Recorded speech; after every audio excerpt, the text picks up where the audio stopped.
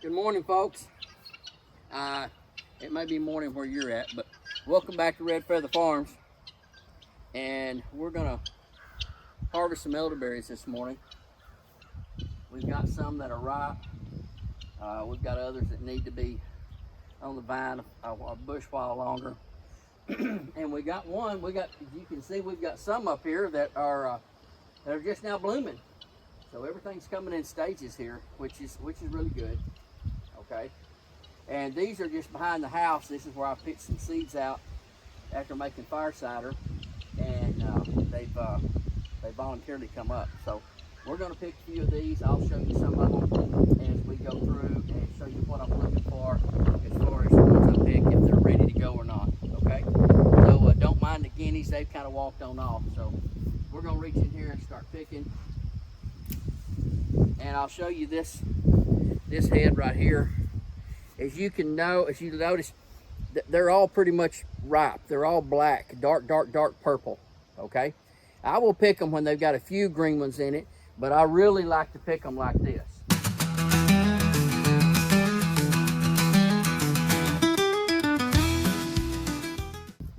So we're going to see how many. The other day, out of this little batch, we got 5 pounds, I think, out of this little batch the other day. I'll go ahead and take this one.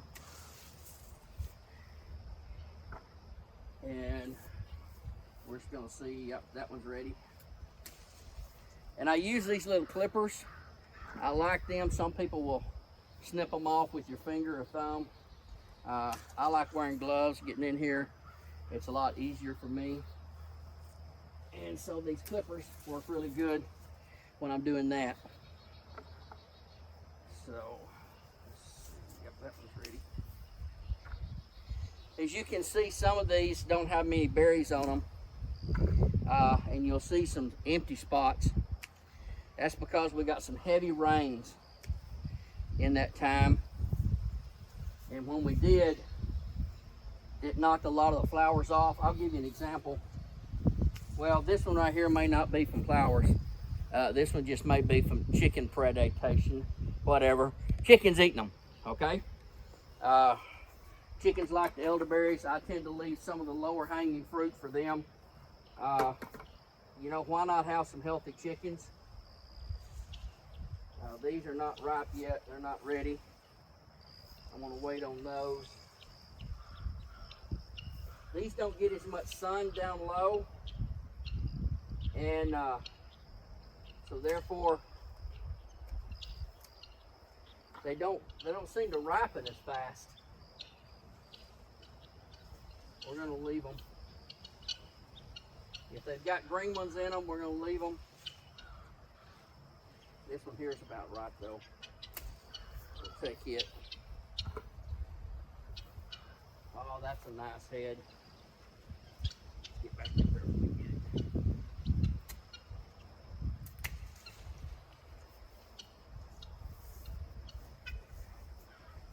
Show you, that's a nice head right there. We may be harvesting a few more this time than we did last time. We got a good 5-gallon bucket last time, a little overflowing. We may do the same thing this time.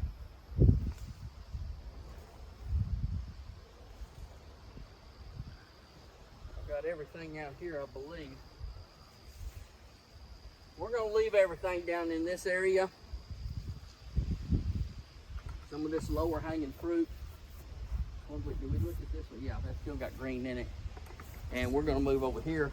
I'll move the camera so you guys can see.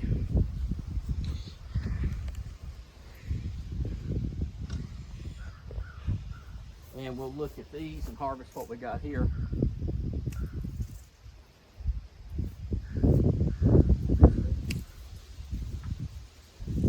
Oh, there's a nice one.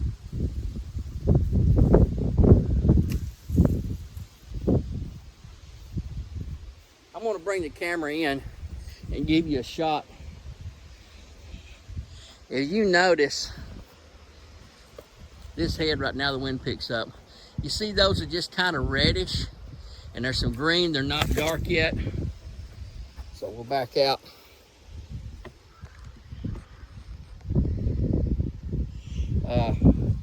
Those aren't quite ready. Got some green in here. Now that one's ready to go.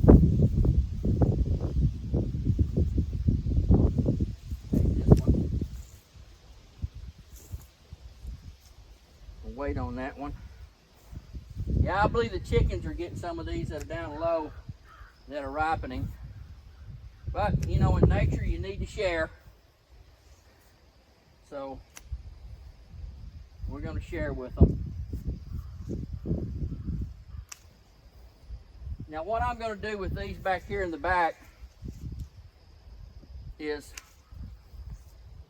as soon as we get through picking all these berries, I'm gonna cut these, and I'm gonna make cuttings, and I'll pot them, and I'll move them out and plant them in the orchard.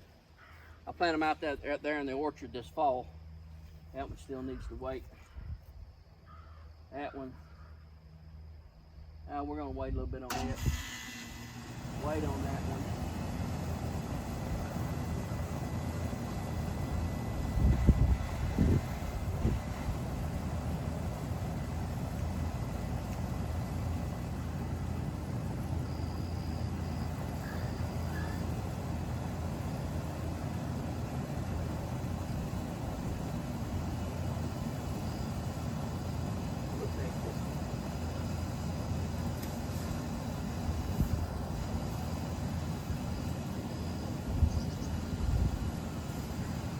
All right, guys, I think that's all I'm going to harvest today.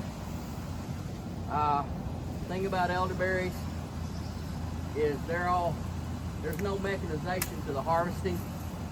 It's all going to be by hand. So you have to look at them and see which ones are ripe, which ones are ready. And we got a few more days on some of them. I can't take that. And like I said, some of these on the bottom we'll leave for the chickens and let them have them. But we should have, I don't know, I'm gonna say probably about 5 pounds in, let's see, 1, 2, 3, 4, 5, no, that'll be closer to probably 9 to 10 pounds because I put them in about 2-pound packages. So, all right, be sure and like and share and see what goes on the farm every day.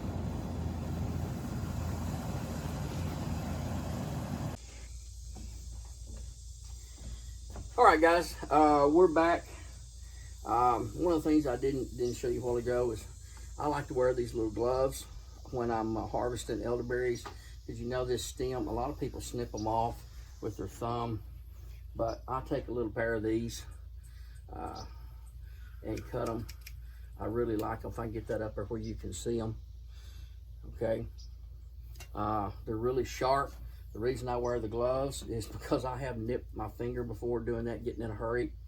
And so at least I'll nip the glove and not my finger. So those are two things that are helpful to me when I'm harvesting elderberries or even sumac. And we're gonna do that here in another few days.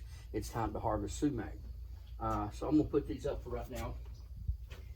I usually carry a basket like this, especially if I'm doing sumac or other herbs and stuff, and that way if there is any other seeds, it falls off, especially when I'm doing seed time and I kind of seed as I go. This is my mushroom basket as well. And I carry an Opinel knife in this. I really love this brand, but this is, I call it, it's a hook knife. It's really good because you can turn that knife around and this collar locks this blade in. Now you got a fixed blade and I can reach in and grab and pull and do a lot of pruning and things like that with this one. I can slide this back over and close it, slide it and lock it. So that stays there. Also got a big pair of clippers that I carry with me. So, but that's my harvesting basket. As you can tell, I probably need to put me some leather handles on this, wrap this in leather because I've used this quite a bit. It's beginning to show signs of wear. So, let me get those scissors back out. I'll set these in here. This is called an umbral, okay? And it's like, because it's like a little umbrella. and you'll see those berries that are there. This one's already lost some berries. And what we've got here is I've got a tote underneath. You guys can see that, just a regular tote. It doesn't have to be black, it can be anything. I just had this one. This one's new. I washed it out and cleaned it. And this is 3/4 inch, I believe, hardware cloth. I just made a frame. It's my soil sifter, and it's just about the right size. And so I just set that soil sifter on it, take that umbral, and just gently rub those, and you might can hear those berries. They'll fall off. So you just kind of move it around. It's a lot easier than doing this by hand with a fork or something like that. And some of these little spots will break off with berries like that, and you just kind of rake it, get them all off. I keep a trash can on the other side, something to put all these off in. You're not going to get 100% of the berries off, but you can get most of them. Generally, I found that if the berries don't want to come off, they probably shouldn't come off. You can take a big umbral like that and work it. I found it's a little easier to take them about this size. I'm gonna bring this camera over so y'all can kind of see some of this, hopefully. If I can get it down here where you can see.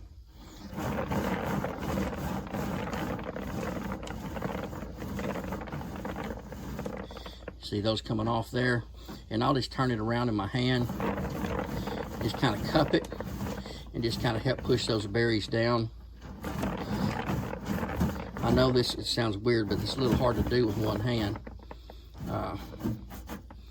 Okay, so, but that's what I do. I just do a sweeping motion. I'll come back to that one. Let me grab this one here. You see what it looks like. And there's a couple of green berries. When I put these in water to wash them, those green berries will usually float to the top. If I can get back a little bit.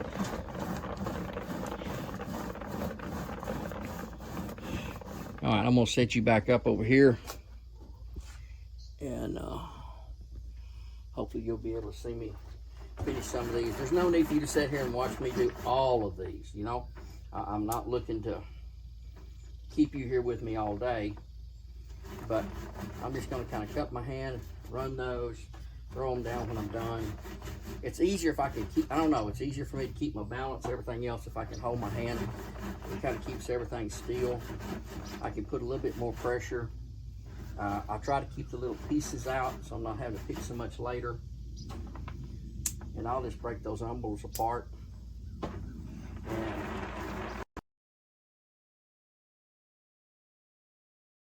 it's falling off right now as I'm raking this back and forth.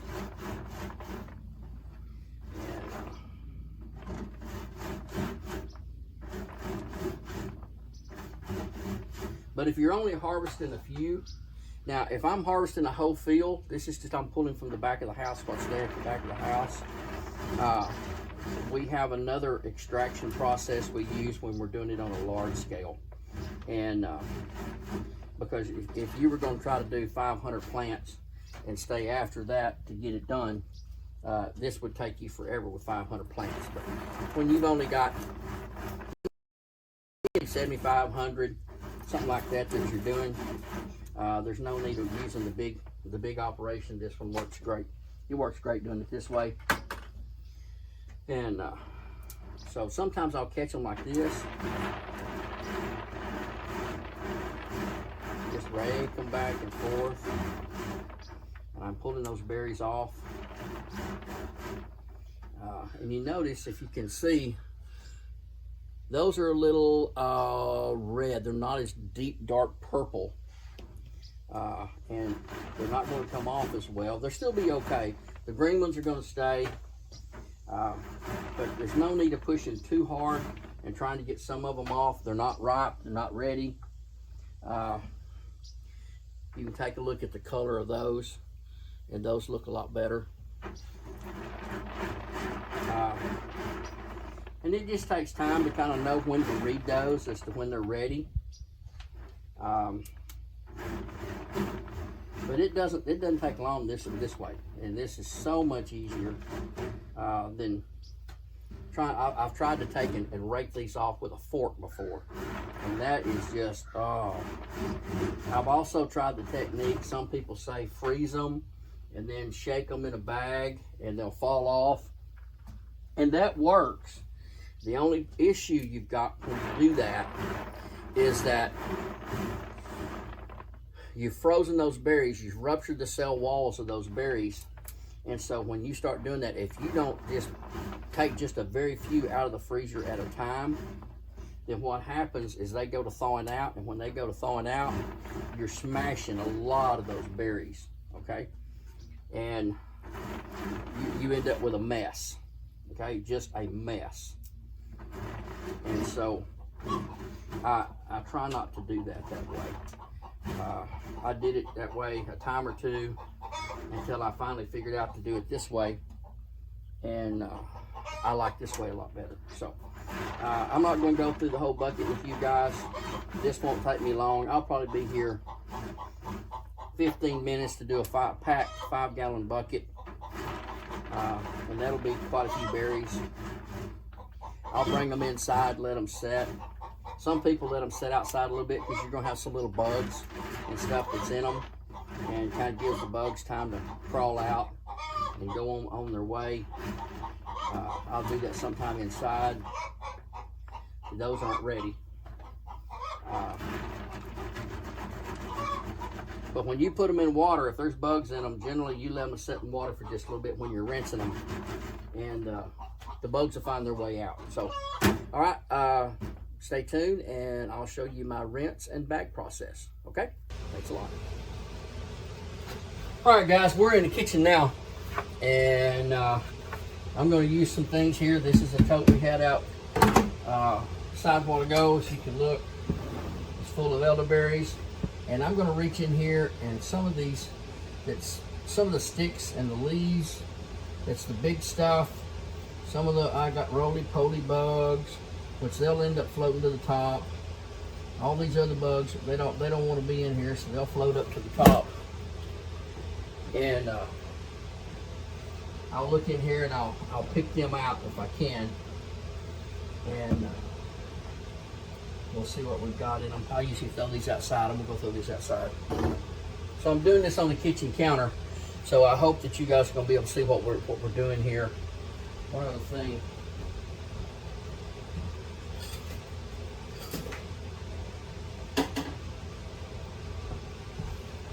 You can use what you want, but I use one of these to strain these out. And what I'll do is I'll just reach in, and what this is, you see the mesh on the bottom? You can see that? This is one of the things we use to strain honey with. And so I'm gonna put a few berries in here. And again, you guys are seeing this the first time. I've done it other ways. I'm gonna try it this way. I'm gonna get this around so hopefully you guys can see. You see all that floating on the top? That's the stuff we want to skim off. And so I'm gonna float that to the top. I'm gonna put you back.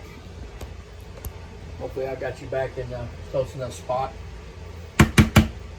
And I'm just gonna take and skim this, just like so. Put this down in the bottom. Skim as much of this off as I can. See all those green berries, twigs, parts of flower that's still left. Now you're not going to get everything. You're not going to get 100%. But I've ran water in the sink, and this is just sitting down in the sink. You just want to make sure the water in the sink, got a little deep that time. You want to make sure that the water level in the sink is not higher than your little mesh here. And I'm just going to run my fingers through here, just kind of stir those up, make sure if there's any on the bottom, that the stuff will come up to the top. And I'm going to skim all that off as much as possible, all the green ones, all the sticks. You're not going to get all of the sticks or the pieces of umbra left. Any little bugs.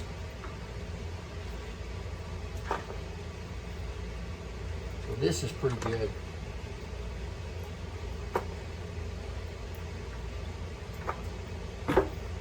Now when I've got it to that point, I'm I'm going to lift this up, and hopefully you guys can see if I move this bucket out of the way.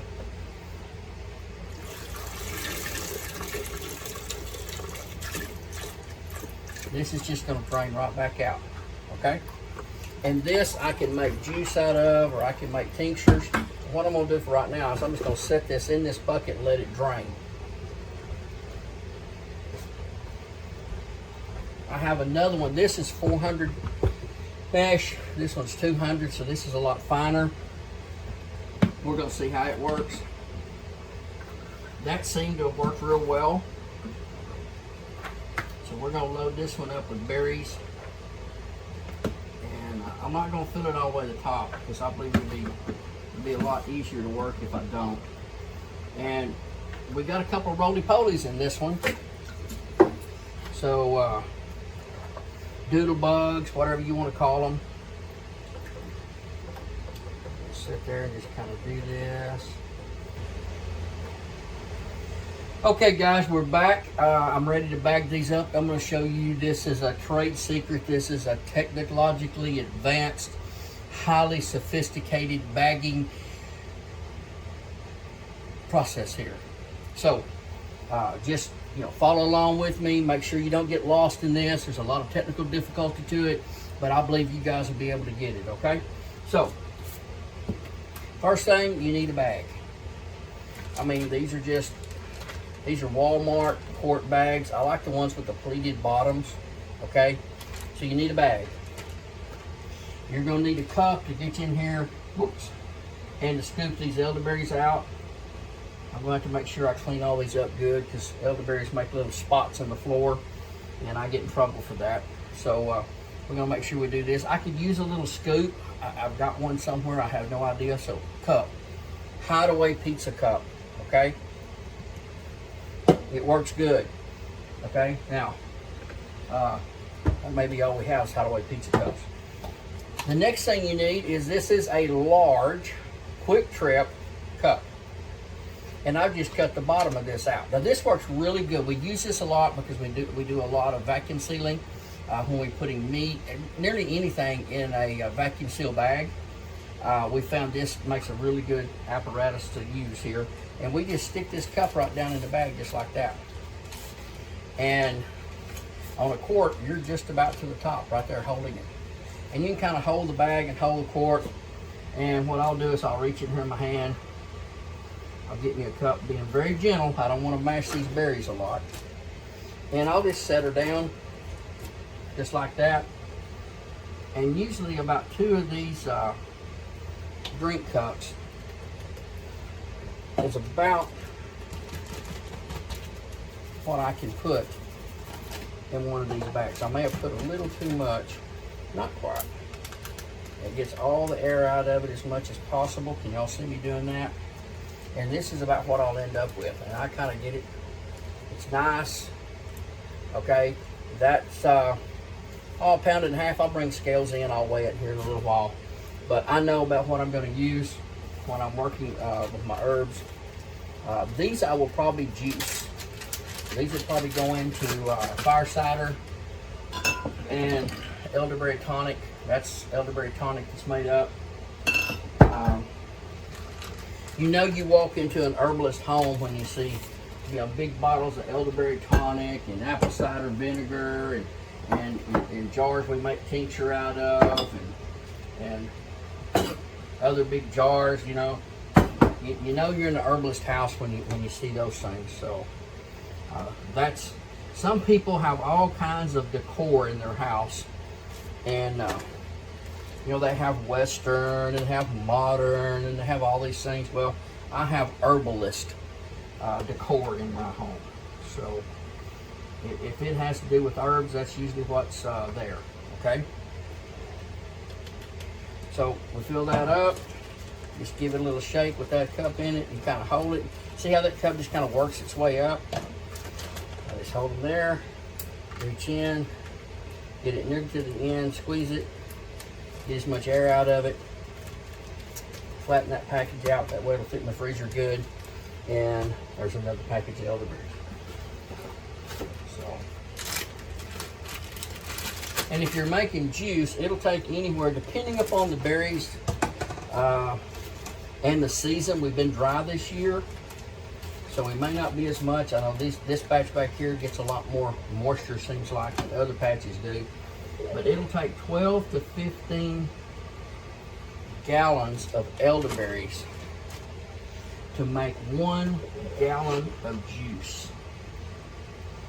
And I'll give you a little example in making my elderberry tonic. That elderberry tonic, there's one of them that's 1/3 elderberry juice, fresh pressed. You don't have to cook these. Okay, they're American Sambucus nigra, I believe is the way you pronounce it. They're American Black Elder. So you don't have to cook these berries. But it's 1/3 elderberry juice, 1/3 honey, and 1/3 apple cider vinegar.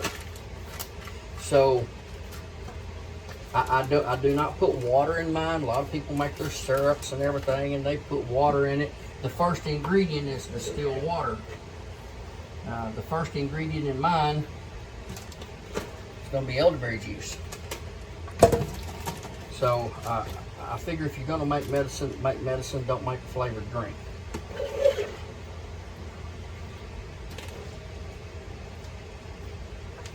And I'm actually doing this and not making too bad of a mess this time.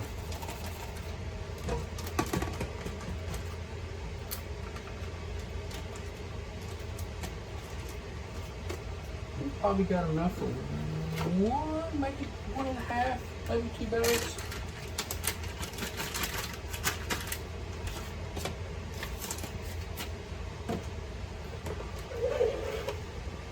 And I'll tell you, I did not plant those elderberries behind the house. Well, I guess I did plant them. I didn't plant them by intention.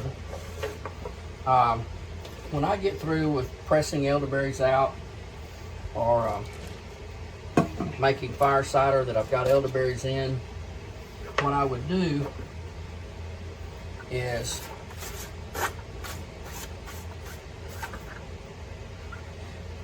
I would throw all what was left, the mark or the mock as some people call it, I would throw that back out for my chickens to eat, because it's got a lot of probiotics in it, especially from the fire cider, that part does. A lot of good antioxidants and everything, so we help keep the livestock healthy here by feeding it to them. And the other animals that may want to roam, the dogs would get in it sometime. It helps them. I've got a big group of crows that live here on the farm, and they'll come and eat some of those. We didn't get quite a full bag, guys. Pretty close though. So that might be 1, 2, 3, 4. I'll move this over and show you the bags, how many elderberries we made. 1, 2, 3, 4, and a little bit more than 3/4. That came out of a 1 5-gallon bucket of humbles that was harvested. And there's probably another 1.5 buckets, 2 buckets on this little group that's behind the house. So that's a pretty good harvest for this year. So I'll put these in the freezer, freeze them until I need them. Then I'll throw them out and either put them in a tincture to make tinctures with, or I will press them out and press the juice out of them. Okay? So we went through what to do about elderberries, how to harvest them yourself, the easier way to do that. You can make the little sifter. And it's not rocket science, guys. It's pretty easy. The most complicated part of this whole situation is manufacturing this little item right here. Okay? So if you like videos like this, be sure, and if I remember where to put, like and subscribe, ring the bell. You heard everybody else talk about that, all those great things. But I'm going to ask you, tell a friend. Tell a friend, tell them about us, tell them what we do. We're just normal everyday life here on the farm, and this is how we get by. We're homesteading on a budget, and so we don't have expensive machinery. Okay? Until next time, see you later.